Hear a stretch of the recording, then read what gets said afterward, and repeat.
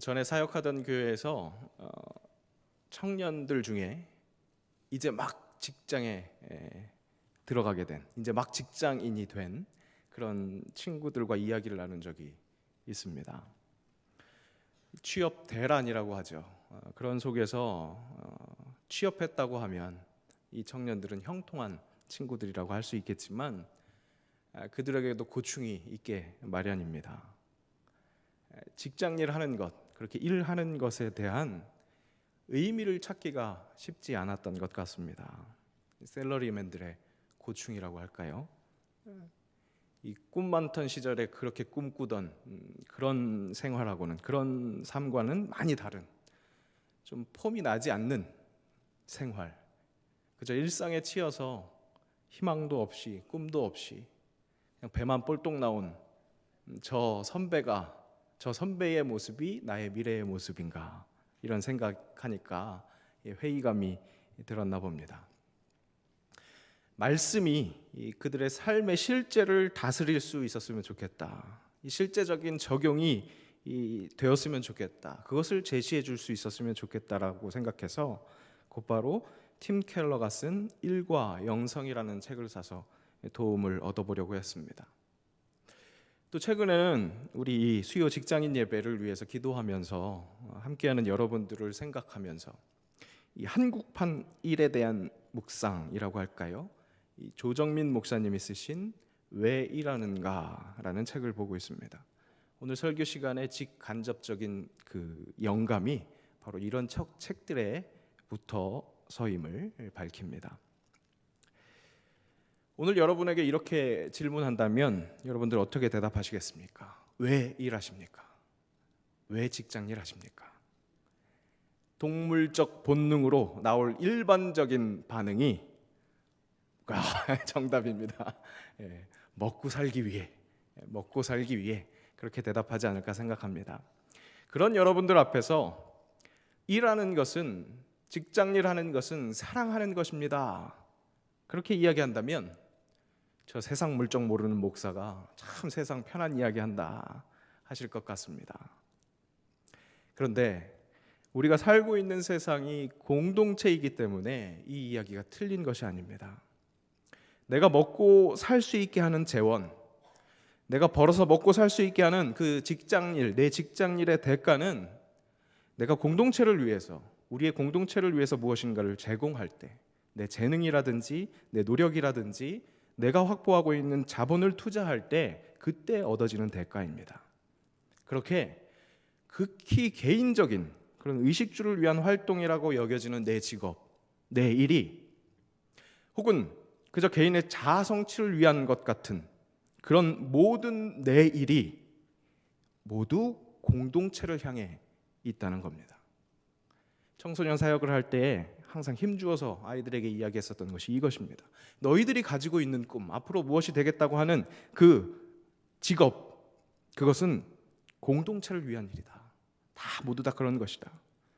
가수가 관객이 있으니까 노래하고 선생님이 학생들을 가르치는 것처럼 모두 다 공동체를 위한 일이다. 즉, 나의 일은 나 아닌 다른 사람을 사랑하는 일이 된다는 거죠. 사람은 그런 존재입니다. 사랑해야 살 수 있는, 공동체를 필요로 하는 그런 존재라는 것입니다. 창조주 하나님께서 세상 모든 만물을 창조하신 일부터가 사랑하는 일이었습니다. 천지 만물이 서로 조화를 이루고 관계 속에서 아름다운 교제가 나타나도록, 그렇게 사랑하도록 사랑하는 마음으로 창조하시고, 그리고 세상을 바라보시고 보시기에 좋았더라, 그렇게 말씀하셨습니다. 그 창조주 하나님께서 이 창조의 마지막 날 인간을 창조하시고 그렇게 조화를 이루고 관리하는 존재가 되라고, 그렇게 사랑하라고 오늘 본문에서 명령하셨습니다. 땅에 충만하라고, 땅을 정복하라고, 모든 피조물을 다스리라고 그렇게 명령하십니다. 지난날 우리 인류가 이 산업화라는 시기를 지내면서 이 말씀을 오해했던 적이 있습니다. 사람들이 그 모든 피조물 위에 군림하는 것이라고 잘못 생각했습니다. 모든 피조물은 이 사람들을 위해 존재하는 그런 하위 개념으로만 생각했습니다. 그래서 자연 환경을 파괴하고 조화하지 못하고 불균형을 일으키는 그런 폭력 행위를 저질렀습니다. 이는 이 세상 모든 것이, 이 세상의 모든 피조물이 하나님과 연결되어 있다는 의식을 하지 못해서 생긴 결과였습니다. 하나님과 분리된 그런 죄의 결과였던 것입니다. 즉 사랑하지 못한 결과였습니다.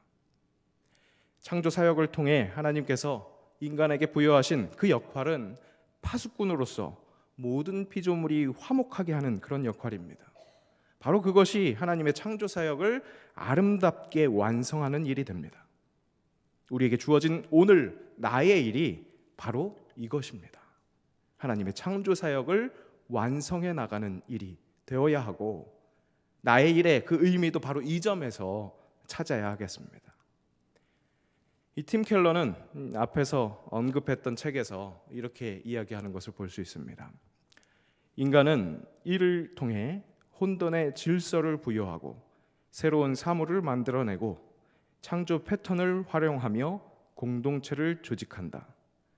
따라서 유전자를 결합시키든 뇌수술을 하든 고무를 수집하든 그림을 그리든 일은 세상의 기본 구조를 더 발전시키거나 유지하거나 고치는 기능을 한다. 인간의 노동은 그런 식으로 하나님의 사역과 연결된다. 결국 우리의 일, 아니 내가 바로 오늘 하고 있는 일이 하나님이 준비하신 그 캔버스, 그 밑그림 위에 작품이 완성되어질 수 있도록 덧칠하는 일이라는 것을 알 수 있습니다. 이런 하나님의 창조 사역은요, 이 창조 패턴은요, 이 태초부터 일정한 패턴이었다고 할 수 있습니다. 이 창세기에 나타난 하나님의 창조 사역을 잘 보면요, 먼저 나누시고, 그래서 큰 그림을 준비하시고 프레임을 짜시고 바로 그 프레임 안에 채우시는 순서를 볼 수 있습니다. 이 하나님의 창조 사이클은 이렇습니다. 첫째 날 빛과 이 어두움을 나누셨습니다. 그리고 둘째 날 궁창, 즉 하늘의 물과 땅의 물로 나누십니다. 셋째 날 마른 땅과 나무와 채소, 물과 육지를 나누신 것입니다. 그리고 짝을 이뤄서 넷째 날부터 여섯째 날에는 그 나눔 속에서 그 나눔 속을 채우시는 것을 볼 수 있습니다. 첫 번째 날 나누셨던 그 빛을 바로 넷째 날 큰 광명체와 작은 광명체로 채우십니다. 둘째 날 나누셨던 그 궁창에 다섯째 날 공중의 새와 물의 생명으로 채우십니다.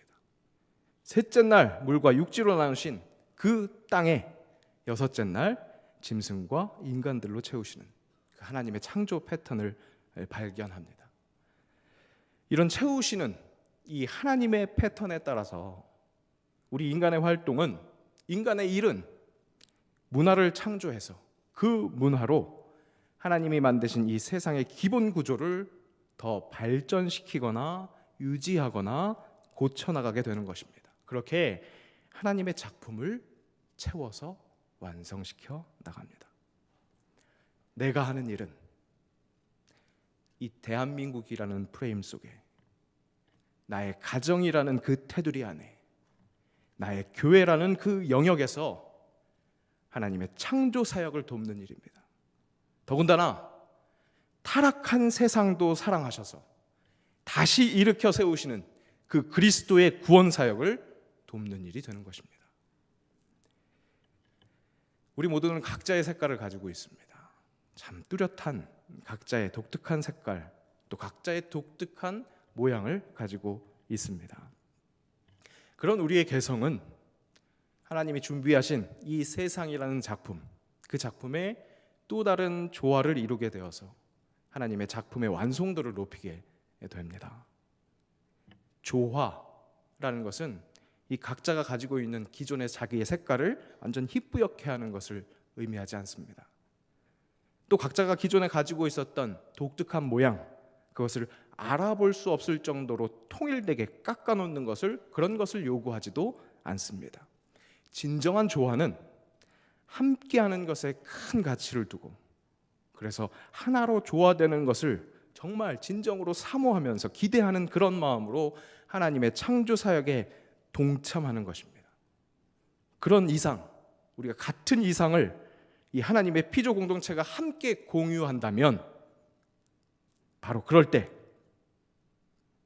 함께하는 것이 우리의 일의 진정한 의미가 된다는 것을 인정할 때, 그럴 때 내 색깔이 잘 어울릴 수 있도록 다른 색과 적절한, 절묘한 그런 배합 작업이 각자에게 자연스럽게 이루어질 것입니다. 우리 피조 공동체가 함께 그 생각을, 하나가 된다는 생각을 공유한다면 내 모양을 적절하게 만드는 그런 절묘한 이 마모 작업이 이루어집니다.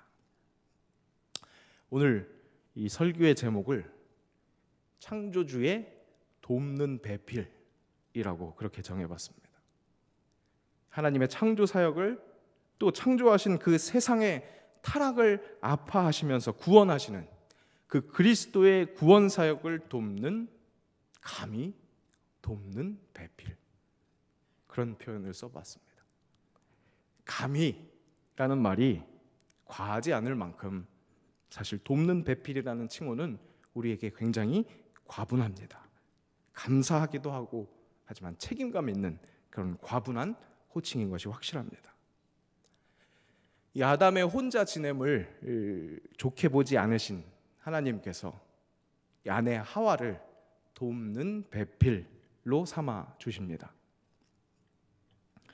그때 사용된 이 돕는 배필이라는 말의 이 세밀한 뜻은 그를 마주 보는 것처럼 돕는 자라는 뜻입니다.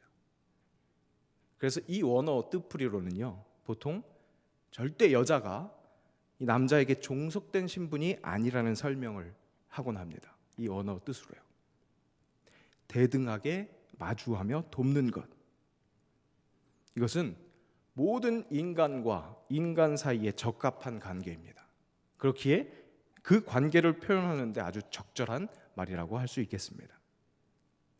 인간과 인간 사이에 쓰는 그런 돕는 배필이라는 표현을 굳이 무모할 정도로 과감하게 창조주의 돕는 배필이라고, 이렇게 하나님 옆에 인간이라고 썼을까?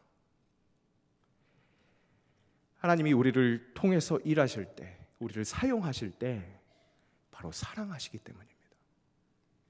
성부, 성자, 성령 하나님께서 그 존재부터 사랑하는 존재입니다. 서로 관계로 서로 사랑하십니다. 서로 완전한 연합을 이루십니다. 서로가 서로에게 완전한 동역을 하십니다. 그 사랑이라는 존재가 사랑하기 위해서 이 천지를 창조하셨습니다. 그 세상 모든 만물을 인간으로 하여금 다스리게 하시면서 그 동역에 우리 인간들을 끼워주셨습니다.